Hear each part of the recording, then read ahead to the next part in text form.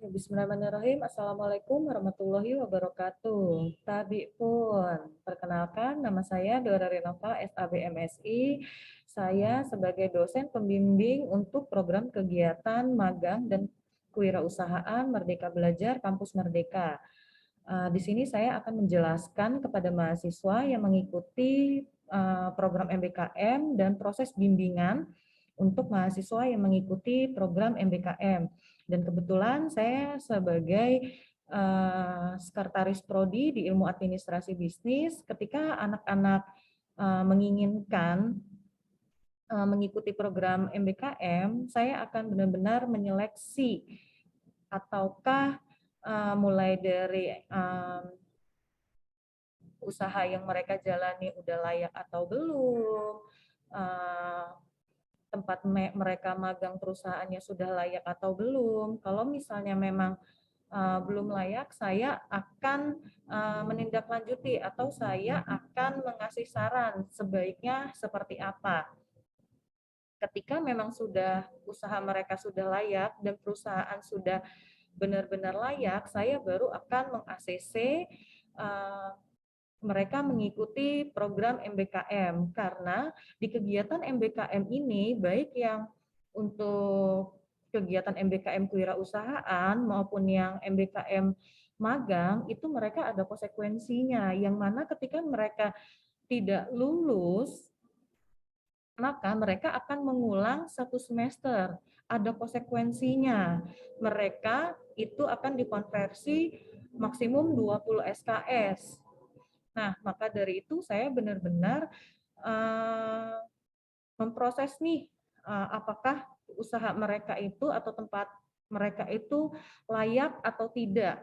Kalau untuk proses bimbingan secara langsung, untuk dosen bimbingan saya, mahasiswa bimbingan saya, itu dilakukan secara langsung di kampus maupun dengan online.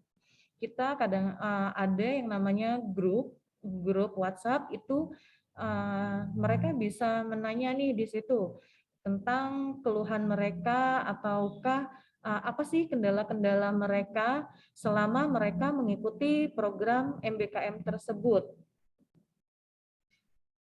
Selanjutnya pendapat saya tentang MBKM, program MBKM menurut saya cukup baik karena di sini mereka berkesempatan, mahasiswa berkesempatan untuk memilih bakatnya sesuai dengan minat bakatnya mereka itu apa, termasuk mereka usaha. Apakah mereka mau usaha di bidang barang atau produk ataupun jasa sesuai dengan keinginan mereka tanpa ada paksaan satupun dari pihak prodi maupun dari dosen pembimbing lapangan. Kami dari prodi hanya mengarahkan saja atau apakah usahanya tersebut ataukah itu layak atau tidak.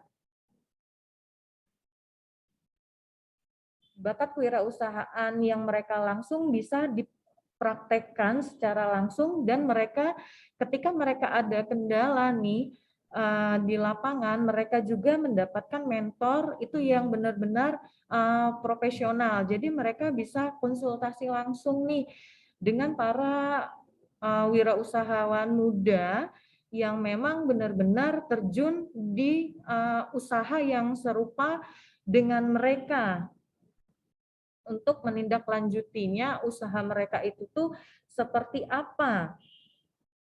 Mahasiswa dapat bimbingan secara langsung bagaimana usahanya dan bisa mengatasi ketika ada hambatan ataupun tantangan. Jadi para mahasiswa dapat pengalaman di luar kampus untuk menyalurkan minat bakat mereka. Jadi yang selama ini mereka hanya duduk diam di kampus yang hanya mendengarkan materi dari dosen, tapi ini mereka bisa berbagi ilmu dan pengalaman itu di luar yang jauh lebih bermanfaat, dan dunia kampus dengan dunia pekerjaan itu berbeda. Jadi menurut saya MBKM ini bagus banget ya, karena di sini mereka ini nih punya pengalaman kerja yang benar-benar bekerja dan bisa menyalurkan bakat mereka. Untuk saran MBKM, semoga MBKM ke depannya dapat mensupport melalui mungkin kalau misalnya ada beberapa bantuan dana, itu enggak hanya di beberapa program-program MBKM saja, tapi ke semua program-program MBKM yang lainnya. Jadi mahasiswa itu tuh bisa sedikit membantu lah gitu. Apa sih tentang keuangan mahasiswa dalam kegiatan MBKM yang lainnya. Dan untuk proses bimbingannya semoga lebih tersusun lagi agar lebih efektif dengan memakai mungkin ada kartu bimbingan atau mungkin kita punya timeline-nya gitu, dan dosen-dosen itu mungkin dibagikan ya untuk timeline-nya, dan termasuk jadi nggak apa ya, menurut saya biar nggak kepepet gitu loh. Jadi semua program-programnya itu kita tahu nih. Jadi dosen-dosen itu tahu hari ini itu apa ya gitu, dan kita harus mengambil mahasiswa kapan, kita harus um, uh, misalnya pendadaran kapan gitu. Jadi semuanya itu tuh mungkin terstruktur ya. Jadi itu tuh lebih enak sih, jadi biar kita sebagai dosen juga nggak keburu-buru kesannya gitu. Oke, mungkin sekian dari saya. Apabila ada salah-salah kata, saya ucapkan mohon maaf, dan kepada Allah saya mohon ampun, dan saya akhiri wabillahi taufik walhidayah. Wassalamualaikum warahmatullahi wabarakatuh.